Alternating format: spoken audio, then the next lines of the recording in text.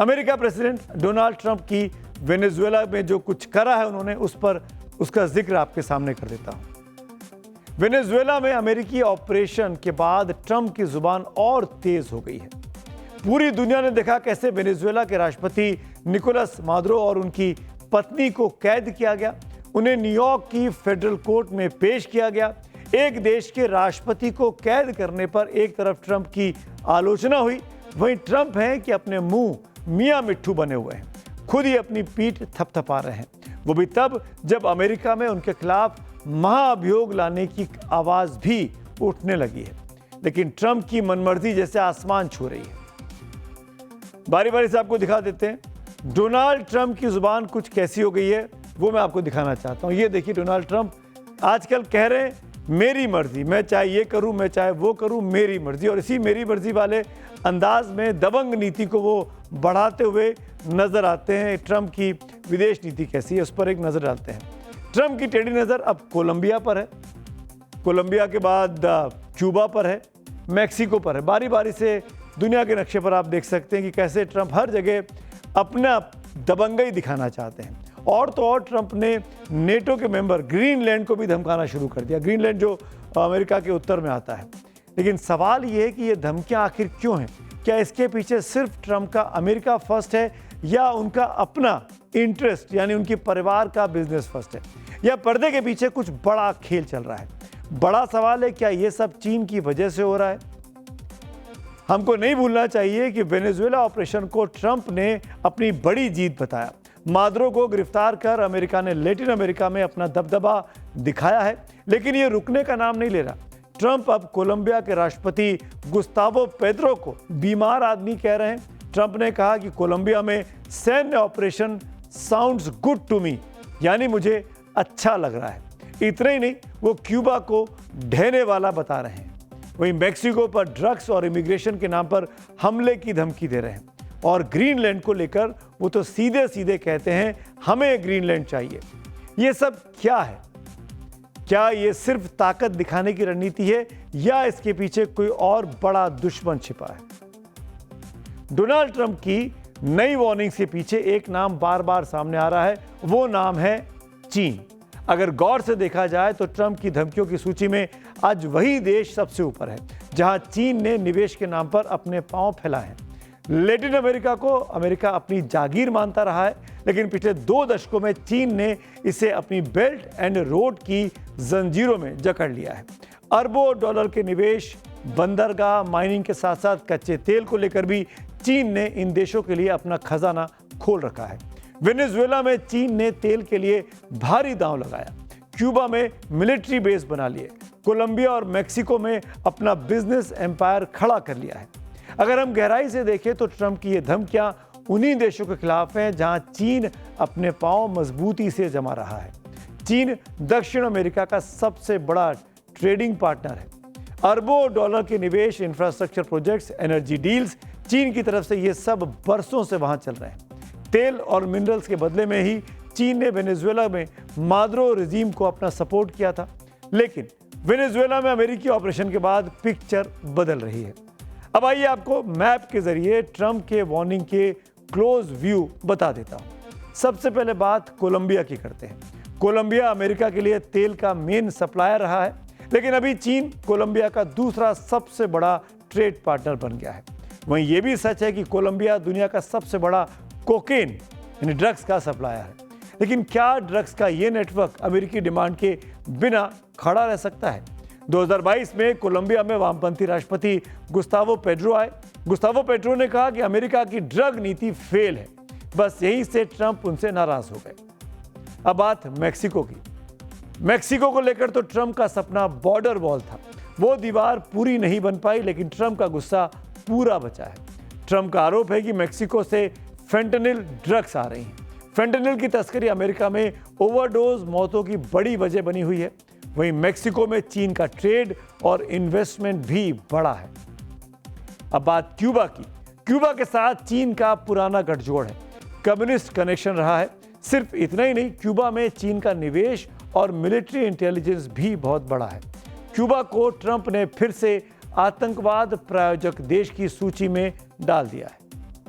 दुनिया के सबसे बड़े द्वीप ग्रीनलैंड में ट्रंप की दिलचस्पी उसके भूगोल से जुड़ी हुई है। इसको जरा ध्यान से सुनिएगा। ग्रीनलैंड के पास से ही आर्कटिक रीजन में नया शिपिंग रूट गुजरता है।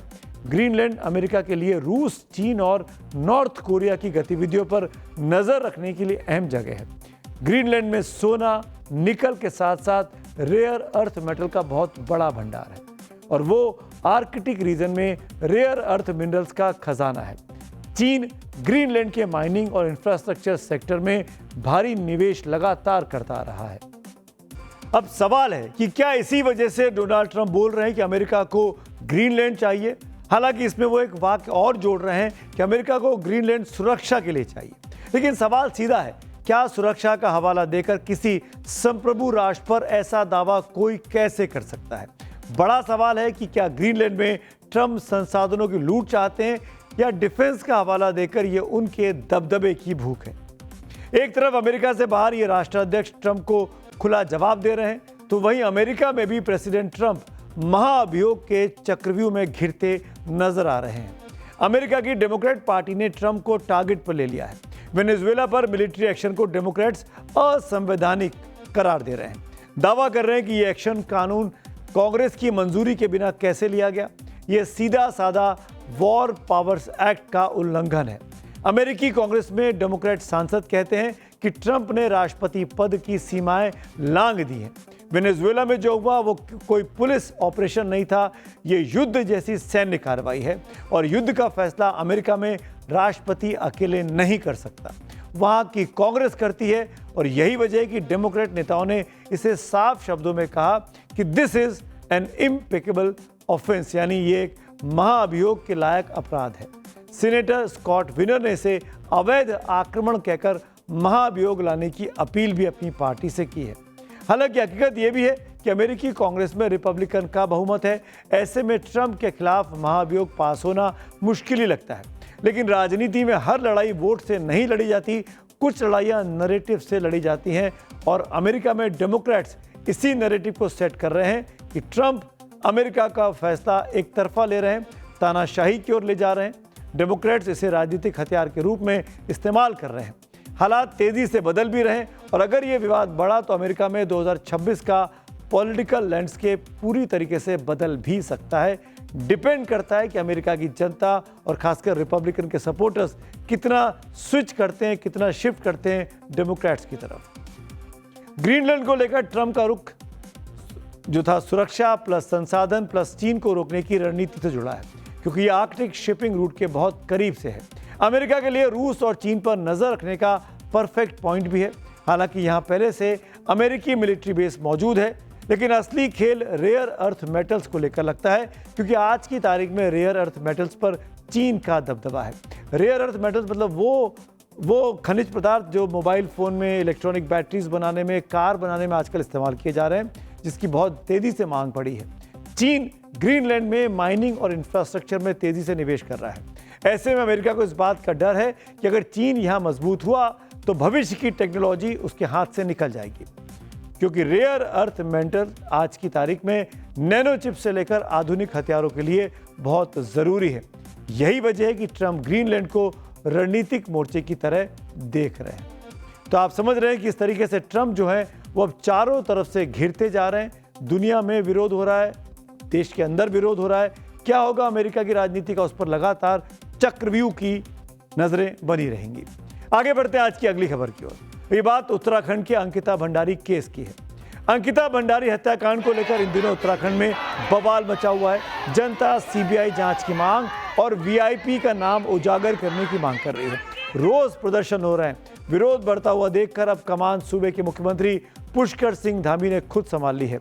आज जब प्रेस कॉन्फ्रेंस के दौरान धामी से मीडिया ने सवाल पूछा तो उन्होंने साफ कहा कि दोषियों को किसी भी कीमत पर बख्शा नहीं जाएगा। धामी ने कहा कि सरकार इस संवेदनशील घटना पर बहुत गंभीर है। जैसे इसकी जानकारी मिली तुरंत एक्शन लिया गया। आरोपियों की गिरफ्तारी हुई, उसके बाद उन्हें उम्र कैद की सजा भी इसीलिए मिली कि उनकी सरकार ने पूरी ईमानदारी के साथ इस केस को परसू किया। प्रकरण है कि बहुत ही संवेदनशील है और हम सब लोगों के लिए, क्योंकि राज्य की दृष्टि से हम सब की बेटी, बहन जो भी उस समय में घटना हुई वो बहुत ही हृदय विदारक घटना थी और हम सब लोग बहुत आहत हुए। तो जैसे ही मेरे को मालूम चला, सूचना आई कि इस प्रकार की घटना हुई है, हमने तत्काल पुलिस विभाग को, अन्य प्रशासन को तत्काल कहा कि जैसे भी होता है सब जो भी इसके आरोपी हैं या जिनके ऊपर आरोप हैं उनको तत्काल गिरफ्तार किया जाना चाहिए। उत्तराखंड में एक तरफ लोग वीआईपी का नाम उजागर करने की मांग कर रहे हैं तो दूसरी तरफ कथित वीआईपी के आरोपों में घिरे दुष्यंत कुमार गौतम, जो कि बीजेपी के राज्यसभा सांसद हैं, अपनी आज लोकेशन सार्वजनिक कर दी। इन्हीं पे इल्जाम है कि यही वीआईपी थे। दुष्यंत गौतम इसे विपक्ष की सुनियोजित साजिश बता रहे हैं। दरअसल 18 सितंबर 2022 को पौड़ी के रिजॉर्ट में रिसेप्शनिस्ट अंकिता भंडारी की हत्या कर दी गई थी। 24 सितंबर 2022 को उसका शव बरामद किया गया था। इस दौरान दुष्यंत गौतम कहाँ थे, इसका कोर्ट में उन्होंने बाकायदा याचिका कर विस्तृत ब्यौरा सौंप दिया है। आइए अब हम आपको ये सब हाईटेक ग्राफिक्स के जरिए बता देते हैं। ग्राफिक्स आपके सामने स्क्रीन पे चल रहे हैं, जो कि दिखा रहे हैं कि 10 सितंबर से को वो नई दिल्ली में हुआ करते थे, 13 सितंबर को वो नई दिल्ली में थे, 14 सितंबर को भी वो नई दिल्ली में थे, 15 सितंबर को भी नई दिल्ली में थे, 16 तारीख को उत्तर प्रदेश में थे, 17 तारीख को फिर नई दिल्ली में थे, 18 तारीख को फिर नई दिल्ली में थे, 19 तारीख को वो ओडिशा चले गए थे, 20 सितंबर को वो नई दिल्ली में थे। तो ये तमाम आंकड़े देकर उन्होंने साबित करने की कोशिश की है दुष्यंत गौतम ने कि घटना के दिन वो उस रिजॉर्ट में मौजूद नहीं थे, जिसको लेकर उन पर इल्जाम लग रहा है।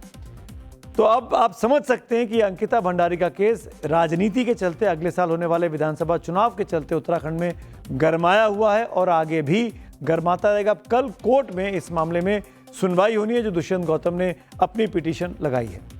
अब आखिर में वक्त हो गया है पब्लिक व्यू का। चक्रव्यूह के दर्शक क्या लिखकर भेज रहे हैं वो हम जरूर उसको स्थान देते हैं।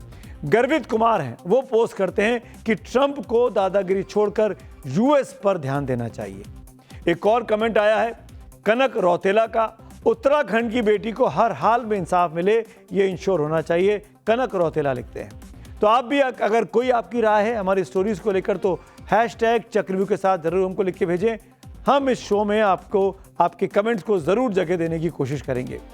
तो आज मेरे साथ इतना ही। अब आपसे कल शाम 6:57 मुलाकात होगी। तब तक के लिए मेरी तरफ से शुभ रात्रि।